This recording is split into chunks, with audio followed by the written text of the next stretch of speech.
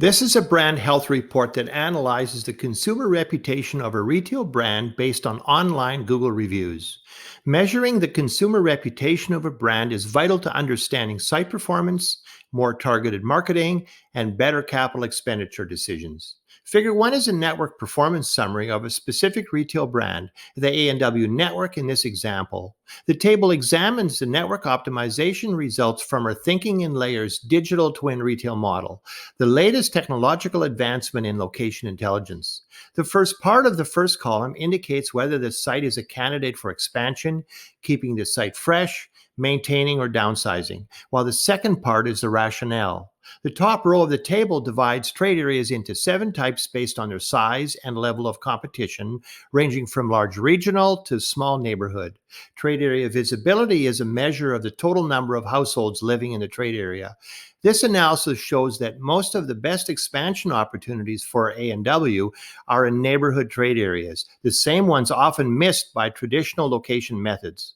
The bottom map shows the A&W network locations across Canada. Figure 2 is a retail brand comparison of competing brands within the A&W network. Brand awareness refers to the number of Google reviews, while brand sentiment the average Google review rating, which are then compared against 7 trade area types.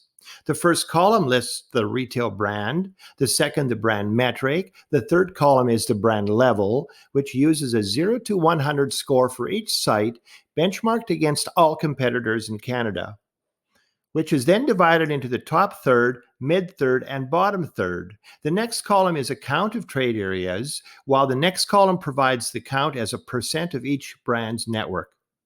Let's compare the consumer brand sentiment between McDonald's and A&W. There are a total of 566 A&W trade areas where there is a McDonald's in Canada. In 73% of these trade areas, McDonald's has a low consumer sentiment compared to only 23% for A&W.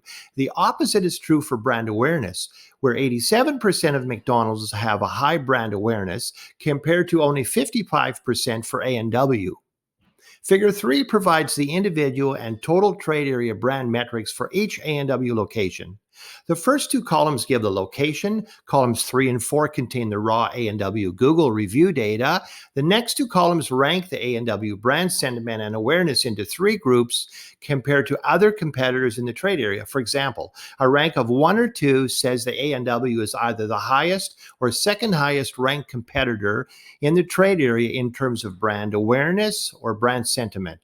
The network brand sentiment and awareness column is a summary of the first 2 colored columns, which is a 0 to 100 percentile score for the brand at each location benchmarked against all American fast food competitors in Canada.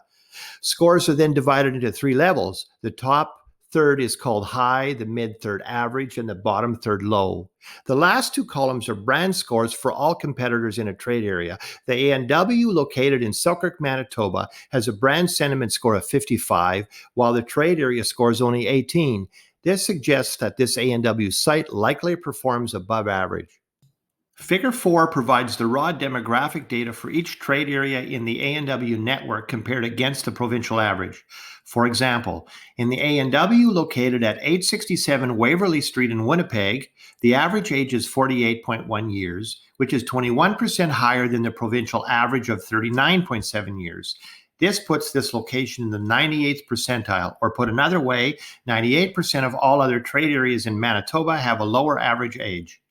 This report is designed to help retailers understand the performance of their network to build higher revenue and lower cost retail networks.